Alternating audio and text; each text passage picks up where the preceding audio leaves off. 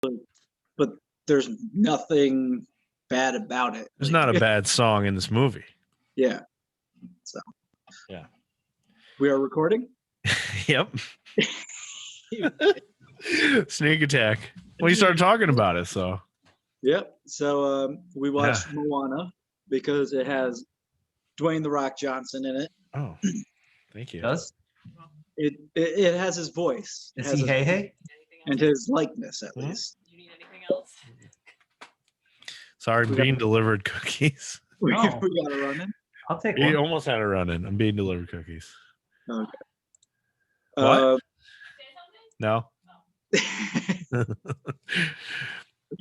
So went up to pee, and she's up there watching Dark Side of the Ring, Chris Benoit. Like, what are you doing? Why? I've never watch seen that. It. That's horrible. Do that. Yeah. So Moana. Yes. So it starts off. We hear a story being told by an old lady of how the island Te Fiti emerged from the sea, and how the heart of the island created life itself, and she shared it with the world. But her heart was being sought by others who would try to control the world. And then one, a demigod of the wind and sea, a shape-shifting warrior Maui, stole her heart. Te Fiti crumbled and gave birth to a terrible darkness as Maui tried to escape. Teka, the demon of earth and fire, attacked him. She knocked Maui out, and his fishhook and the heart of Te Fiti were lost to the sea. The darkness continues to spread from island to island, draining the life from the world. And we finally meet the storyteller. This is the grandmother. She's telling the story to a group of 2-year-old toddlers who scaring the freaking hell out of them. Yes, terrifying them, all except for one of them. She tells them that one day someone will find the heart and deliver Maui to Te Fiti to return the heart. We then see the chief of Motunui. He comes in and he tells the toddlers that no one leaves the island paradise because they don't need to. But the fearless toddler escapes the daycare and she goes to the beach. She then helps a baby turtle get to the ocean. So the ocean begins to open up for her like the parting of the Red Sea. And then it gives her a glowing green rock. The heart of Te Fiti. Yes. Her father, the chief, starts calling out, looking for her. So the ocean closes and returns her to land gently. And we find out that her name is Moana.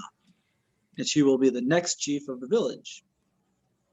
We get a song about keeping traditions and never doing anything that they haven't done before. Very rigid society. She needs to stay on the island. She keeps trying to reach the ocean, but they keep stopping her as she grows up. And then at the end of the song, we see her grandmother is dancing by the ocean. So she goes and joins her. She's stopped again from getting on the boats by her father. And then he decides to bring her up to the mountaintop to teach her about the tradition of becoming a chief. At the top of the mountain, there's a pile of rocks, one set on top of the other, showing that like a bunch of hikers have been there. Yes. Marking a trail. That each chief puts a rock on the top of the tower to symbolize that they're steady and whatnot. He wants Moana to focus on the village and forget about the ocean. So the song continues, and she finally focuses on becoming the chief and leading her people. We get a brief montage of her leading her people, and we meet her pet pig, Pua, and her rooster, Hey Hey. Special in his own way. Very special. Hey Hey is very special. Coconut pickers show Moana that there's a bunch of dead coconuts now, and she tells them to start a new grove further inland. And then fishermen show Moana empty nets and traps and tell her that they already rotate the fishing spots, but there's no fish anywhere around the island. She suggests fishing beyond the reef, and her father gets unreasonably angry at the suggestion. Sure does. Can't leave the island. Yeah. I told you. Can't go past the reef. No, don't do that. Moana and her mother talk about how she's just like her father because he tried to go out onto the ocean when he was younger, and his best friend died because of it. Whoa. Yep. Moana sings a song about her being torn between being a good daughter and chief and her desire to go out onto the water. She takes a canoe out onto the water to end the song, and she tries to get past the surf at the reef. But her canoe gets capsized, and she and Pua the pig almost drown. Her grandma finds her on the beach and tells her not to tell her father. Moana tells her that she's decided to put her stone on the mountaintop, and Granny doesn't try to stop her, which makes Moana suspicious. Grandma decides to show her a secret place and tell her the one story that they don't tell in the village anymore about their history. She shows Moana a cavern where she sees giant ships that the village used to use to cross the ocean. Moana finds the drum that her grandma told her to bang. She hits it a few times and the lanterns come to life and show her murals on the sails. And then we get a flashback of the villagers sailing these giant ships and singing in their native language. The flashbacks show that they were voyagers exploring the oceans. Moana exits the cave and her grandma explained that they stopped exploring because Maui stole the heart of Te Fiti and the sea monsters began picking off their ships. Grandma tells Moana that she's the chosen one to find Maui and force him to bring back the heart, which is the green stone that she found when she was a child. Yeah, so the ocean's on her side like this whole time. Yep. Literally on her side, helping. Yep. She's the chosen one. Mm-hmm. When we then go to a village meeting about the darkness encroaching on the island, Moana rushes in and tells them that they should become voyagers again and force Maui to return the heart so that it stops the darkness. Right. The chief has had enough. He rushes out of the meeting and he threatens to burn all the boats. He then throws the heart of Te Fiti and Moana into the jungle, and Moana goes and looks for it. She finds her grandma's cane, and then they get word that her grandma is very sick and she's dying. They go to her tent and she tells Moana to go now and follow the fish hook in the stars. She gives her a necklace and tells her the words to tell Maui when she finds him. I am Moana Montanui. You will board my boat, cross the sea, and return the heart of Te Fiti. So Moana leaves the tent and runs to her tent to get provisions. She thinks her mother's going to stop her, but her mother then helps her pack. And she takes one of the smaller ships from the hidden cavern. As she reaches the water, we see an illuminated stingray flow from about where her granny's hut is on the island into the ocean, and it shows her the way. Oh, because there was a moment earlier where her grandmother was in the ocean and was like playing with the rays and was like, I want to be one of these. And Mona's like, what? She's like, yeah, when I die, I want to come back as one of these. Otherwise, I got the wrong tattoo. And she turned around, she has like a giant one on her back.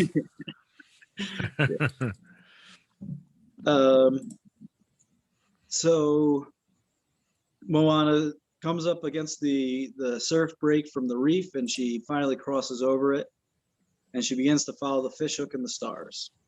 The next day, we see her rehearsing what she's going to say to Maui, and then we start to hear a thudding noise. She opens up a secret compartment, and there's a rooster, Hey Hey, in the ship. I love this because Hey Hey looks around, and all he sees is ocean, and he freaks out. Like, what? Oh no! What have I done? And then he immediately walks off the boat. Yep. Because he's real dumb. Oh, so dumb.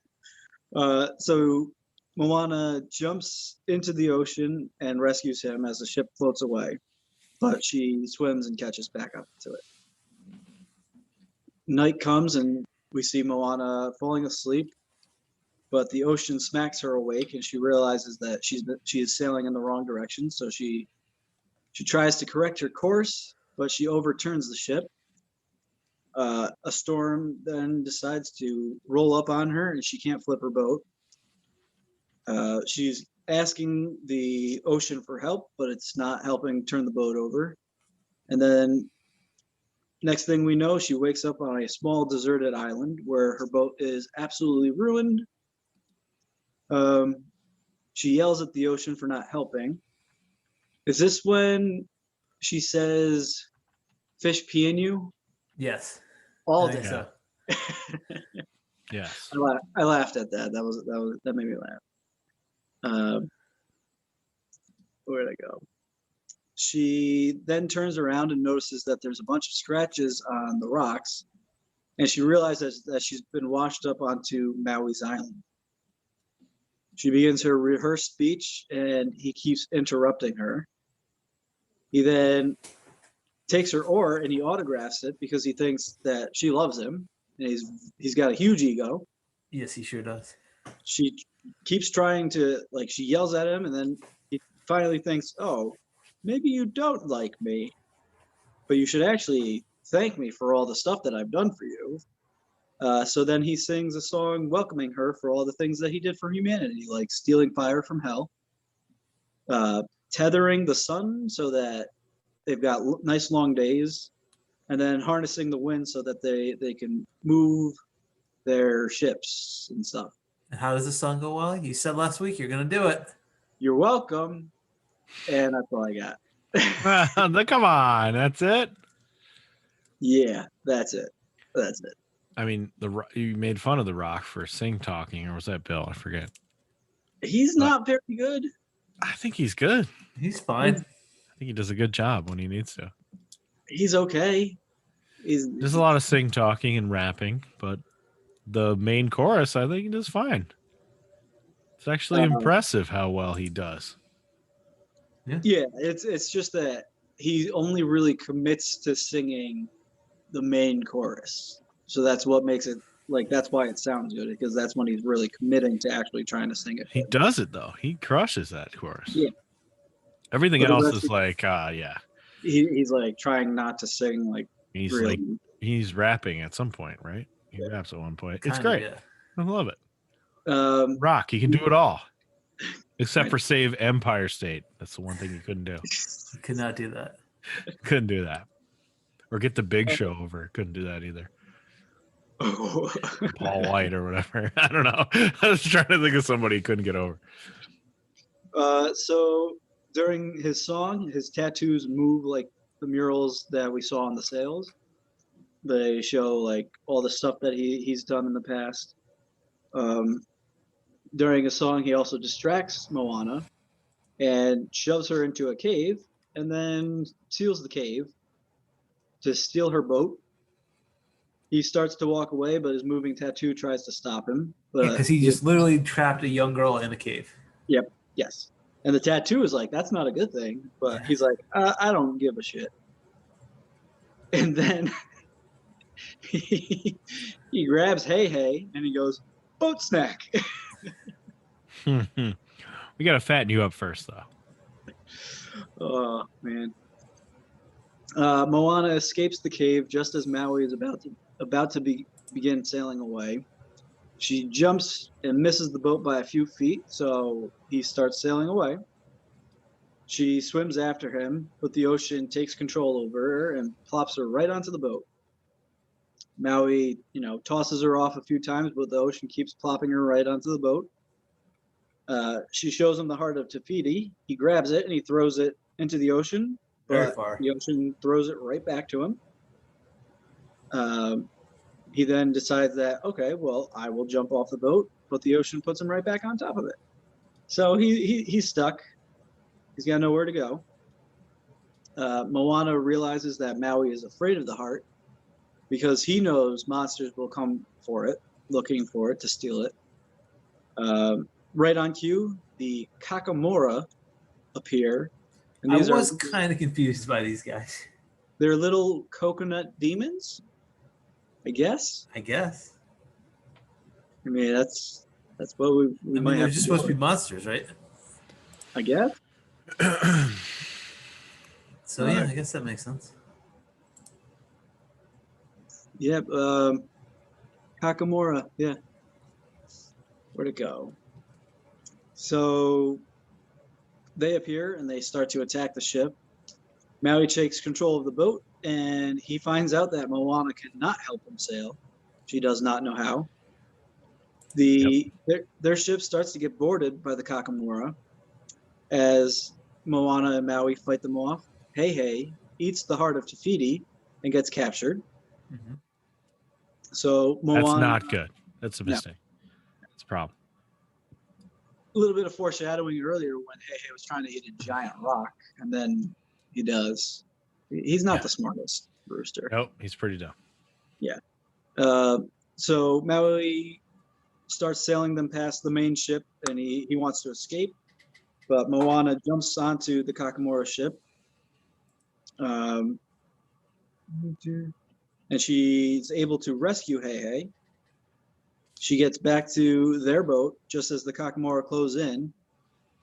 They almost crush their boat, but Moana and Maui escape narrowly and get away from the Kakamora as they all crash into each other. But Maui still doesn't want to help her. His plan is to get his hook, and that's it. Moana tells him that helping her would make him a hero instead of being the guy who just cursed the world by stealing the heart of Tafiti. And his ego obviously won't let him say no to being a hero again. So he starts sailing the ship to the lair of Tamatoa, who most likely has his hook. Moana realizes that Maui knows how to sail way better than she does, so she wants him to teach her. But he's reluctant because she's just a princess. Something like you're the daughter of the chief and you have a pet sidekick, you're a princess, which is hilarious because basically All of them have that. Yep. Yes.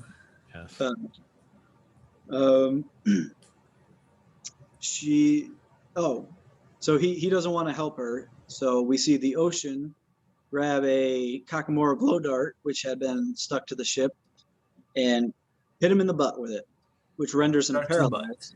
Yep, straight to the butt. So he has to help now. So now he has to help.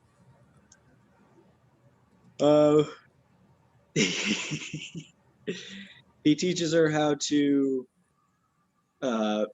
steer the ship, and then if she feels the water getting warmer, it means they're going in the right direction. She goes, "Oh, it's cold. Oh wait, it got warm again." And we just see him smile. Oh my god! Little kid jokes in a little kid movie. Who would have thought? Oh, you Maui, you. So the next thing we see, Moana has a bad dream about Motunui being covered by darkness. She wakes up and they've reached Tamatoa's lair, which is in Lalote, the realm of monsters. Moana refuses to stay by the boat, and she also climbs the mountain with Maui. She tells him that the ocean chose her to find him and return the heart, but Maui thinks the ocean is stupid for this. They reach the top, and to open the entrance, Maui does a haka dance. Awesome. They jump in and get transported through like a portal into the realm of monsters. Moana almost gets eaten a few times, but finds Maui's hook on a pile of treasure. Maui then decides to use her as bait, which she thinks is a stupid idea.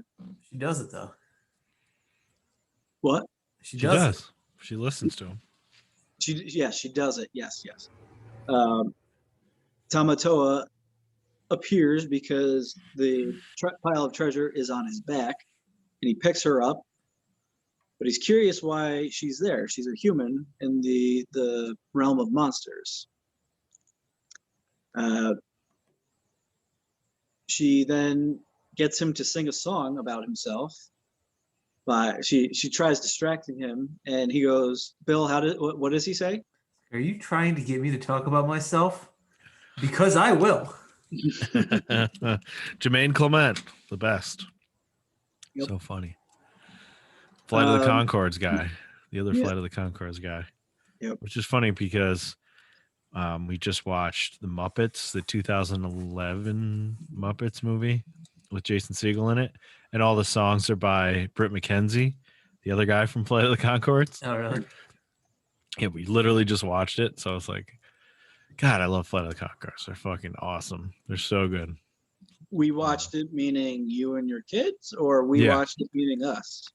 No, me and my kids. Sorry. Oh, okay. We watched Muppets, and he wrote all the songs for Muppets, and now the other guy in this movie. But yeah, Flight of the Conchords. So their songs are fucking amazing. The one about the most beautiful girl in the room. Have you ever heard that one? Yes. That's my favorite. Yeah. It doesn't come to mind. You know, I'm sure I I've also heard it. love the. You're so beautiful. You could be a waitress. You're so beautiful. You could be a air hostess in the 60s. Like everything is caveated. It's like, you're the most beautiful girl in the room. You're definitely in the top 3. I also Definitely in the top 3. I liked It's Business Time. Oh yeah. Oh, yeah. And It's a good in that one song where they're robots, and suddenly one of them just goes Yeah. binary solo 001011001. Yeah. The distant future of the year 2000. Yeah. I'm the hip hopopotamus. My lyrics are bottomless. He's yeah. And the other guy takes back over. Yeah, he just doesn't talk. That's great. Oh my god. I like Bowie. Bowie's good. Oh, yes. Oh yeah. Bowie. Bowie in space. This is Bowie to Bowie. Can you read me out there, man? This is Bowie back to Bowie. I read you loud and clear, man. So good. I have that CD. It's a great. Oh my god. The live one is so good too. Oh my god. They're the best. All right. So Tamatoa sings a song about himself being very shiny, which you guys seem to love. Which I've To me- sang to my children multiple times this weekend. They're very annoyed by it. Because I also don't know the words. I just know shiny. It's so shiny. That's the only part I know. You didn't even know it. Too bad. So, I pay for your food. Too bad. I'm going to sing to you. so Tamatoa singing about himself being shiny gets to almost the end of his song, and he starts to look like he's about to eat Moana. So Maui gets his attention. He's on Tamatoa's back, and he's got his hook. And then he tries to transform, but he can't do it properly. He starts transforming into a bunch of useless looking. He's got performance issues. He needs Blue Chew. Do we ever get them for an episode? No, I tried. You better believe I tried. I put in quite a few different times. Like, please sponsor us. You sponsor every other wrestling show. Come on. Give us some free boner pills. Okay, so Tamatoa starts singing his shiny song some more. In his song, he there's a verse about Maui being abandoned. So there's some foreshadowing there about one of his tattoos.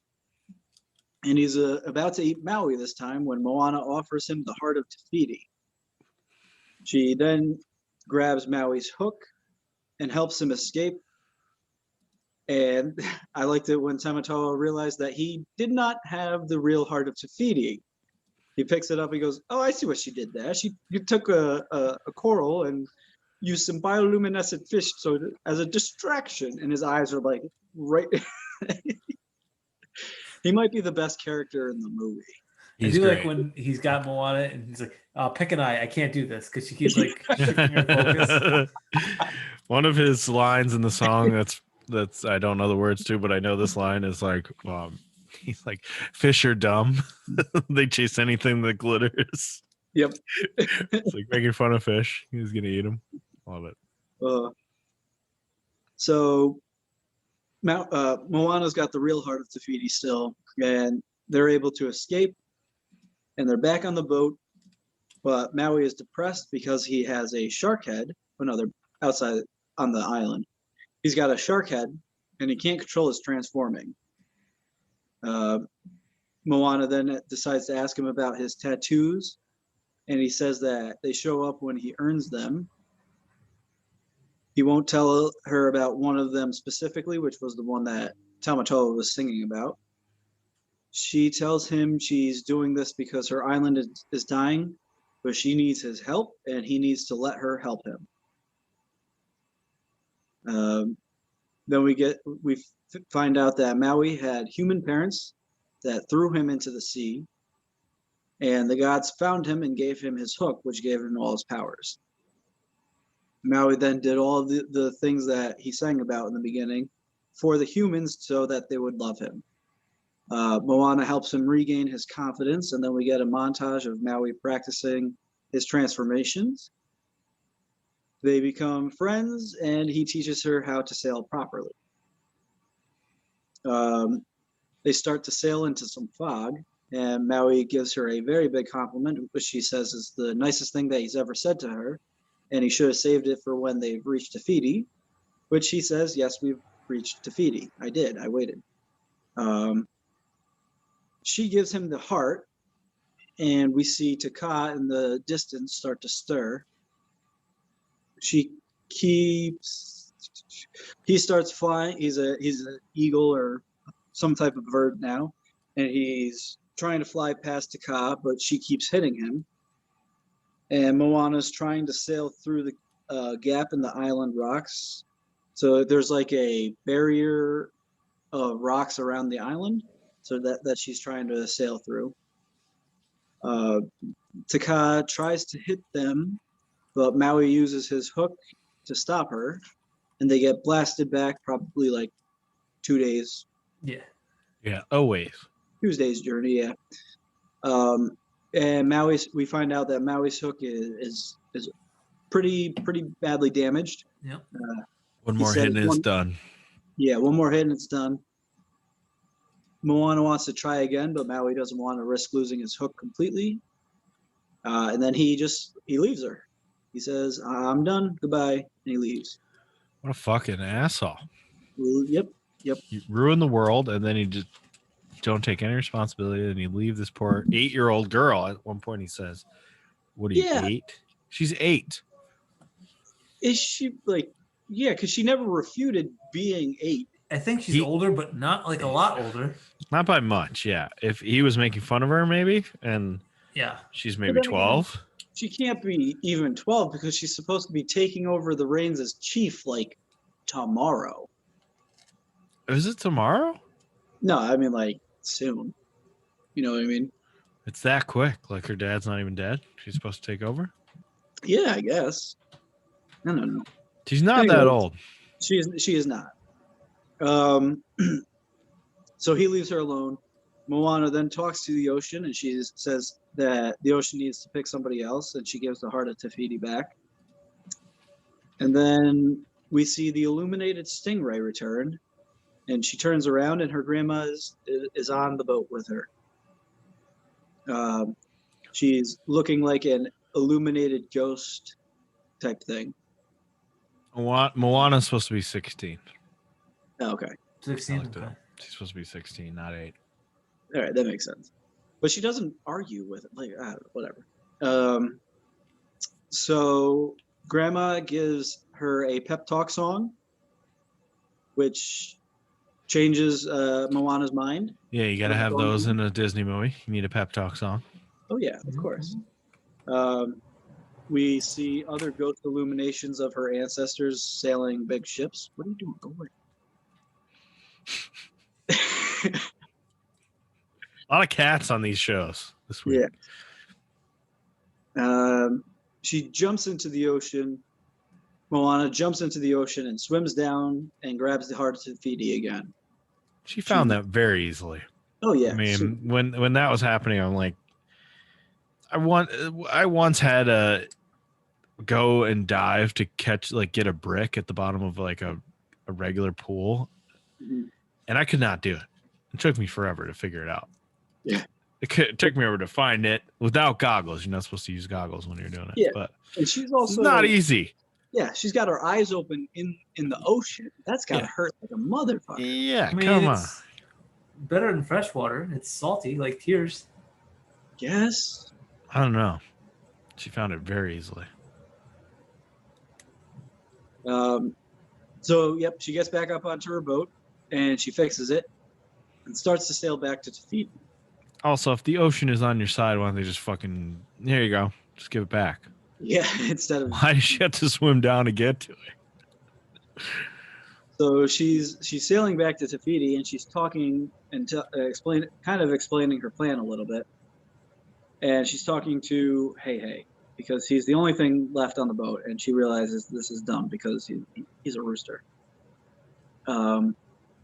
So she's getting close. Taka rises again and she starts sailing down. Oh. Fucking cat. So Moana You left the catnip open or something. apparently I don't know what the hell she got into. Catnip is hilarious, though. It is hilarious. She starts sailing around the rock barrier and tricks Taka to start following her down the rocks and tries to attack her at one spot. And then all of a sudden she's sailing back towards the opening in the barrier, and she sails through the opening. She's almost all the way through the opening when Taka throws like a fire rock at her, and it almost overturns her boat. Just then, Maui shows up to cut Taka's hand off and save Moana. Right. He keeps Taka distracted as Moana continues to sail towards the island. She reaches the top of the island while Maui breaks his hook on Taka again. Moana realizes that Tafiti is gone, so she's confused because she's supposed to be looking for a spiral in the heart of this island, but the island is gone. So she turns around and she sees that Taka has stood up. She notices that there's a giant spiral right in the middle of Taka's chest.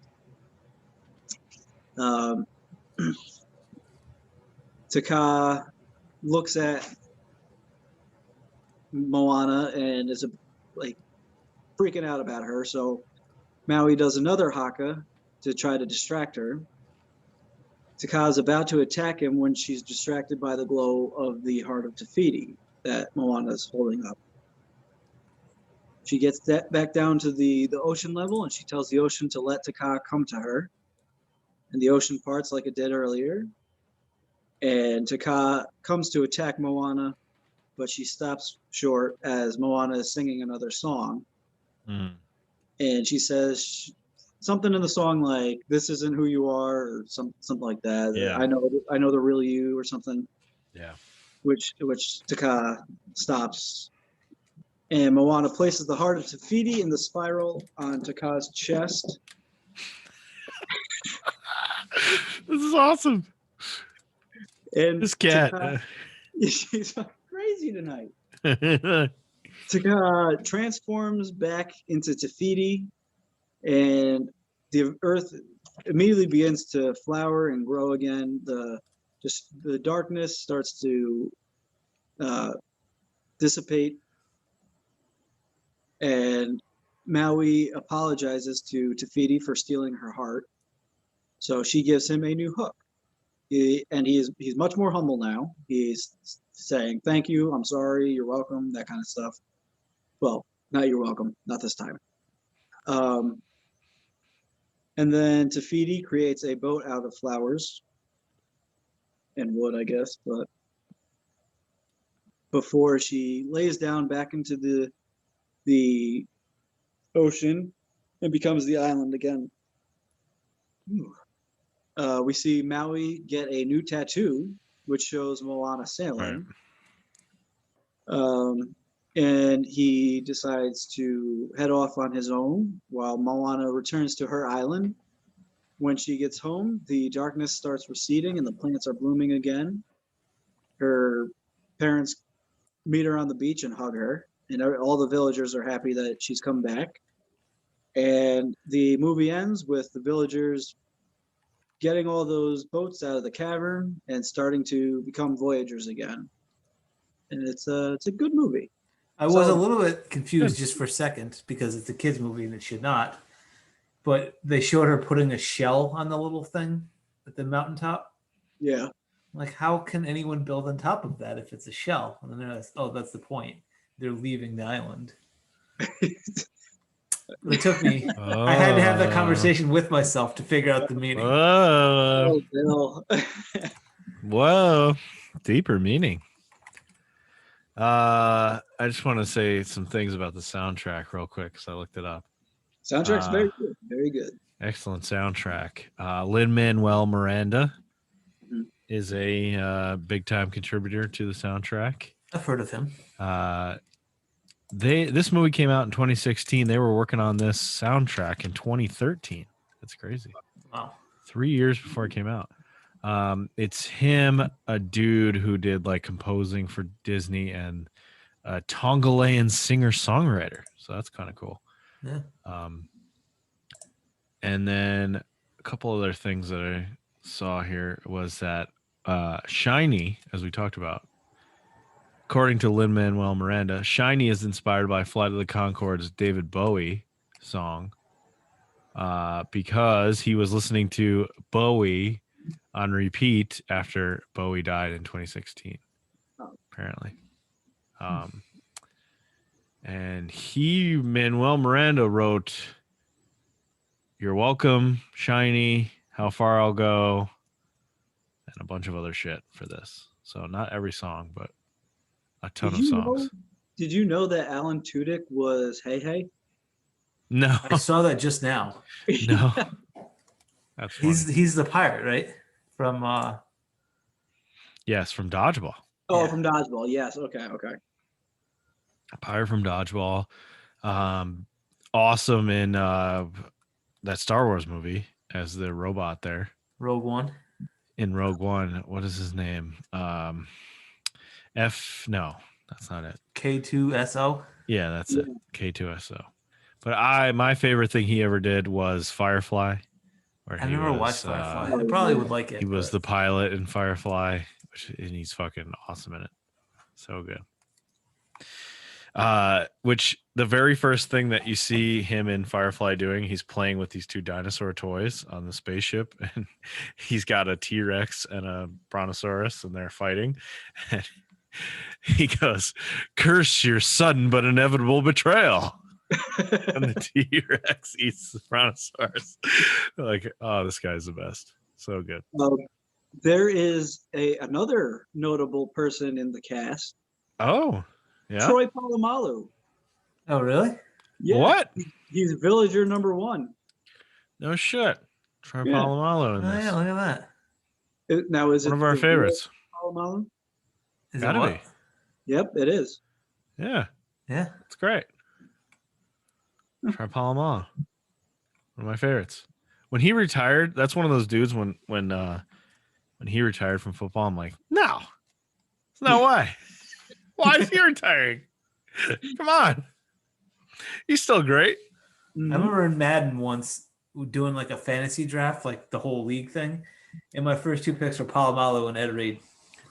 I'm just gonna let the computer pick off all the passes, and I'll figure out the offense. I'm all good. My team is good. I know you hate Pat McAfee, but one of McAfee's funniest things that I've seen him do is the thing about the fake field goal. Have you seen that? Oh yes. I've Where heard he's that. I think like, you said that, but yeah. There was a fake field goal call if this certain situation happened when he was on the Colts, and it finally happened, and it was a fake field a fake field goal for a touchdown, he was going to catch it and run or something, because a certain area was open on the field, and if it was open, they would always have this like check to a fake field goal. So he was like, I'm finally going to score a touchdown. I'm finally going to score a touchdown. They get down, he sets up, and he looks up, and Palma is standing right there in the spot where he's supposed to run. He's like, damn it.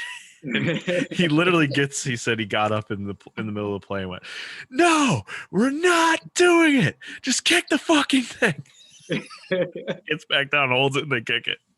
Like, gets back and he's like, what happened? The coach was like, what happened? He's like, fucking Palma.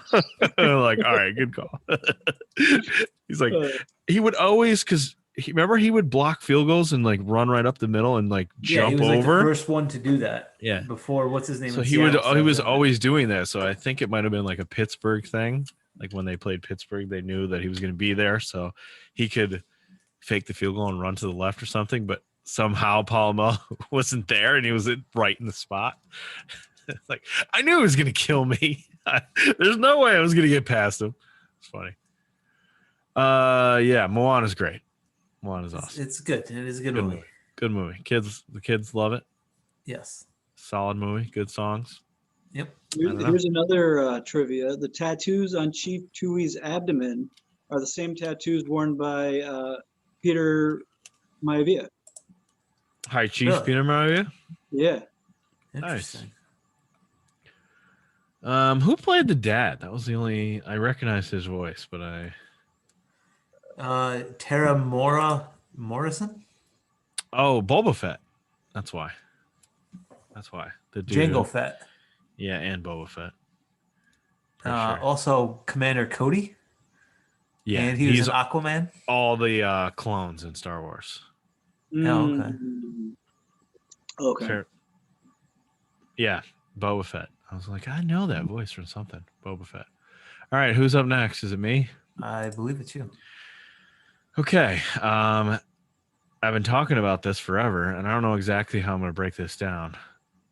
I'm guessing it's going to be one episode of this. But you will need the app Tubi. Oh, boy. You need to get Tubi. It's free, though, right? It's a free app. It's great. It's an excellent app. It says awesome shit on there. Like, way deep cuts. Like, some of this, like, when I was a kid, some of the cartoons I used to watch on Saturday mornings are on there. Like, there's a cartoon called Cops. I don't know if you remember that. It was like these cartoonish like, it's, you would never remember it if you weren't like watching cartoons then, but that's on there. There's like so many weird, like the Zelda cartoon is on there.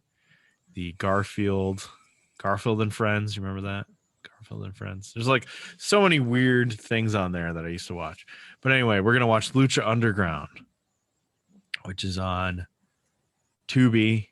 And we're definitely going to watch this episode, Season 3, Episode 13, Breaker of Bones, which is Vampiro demands satisfaction from his former student.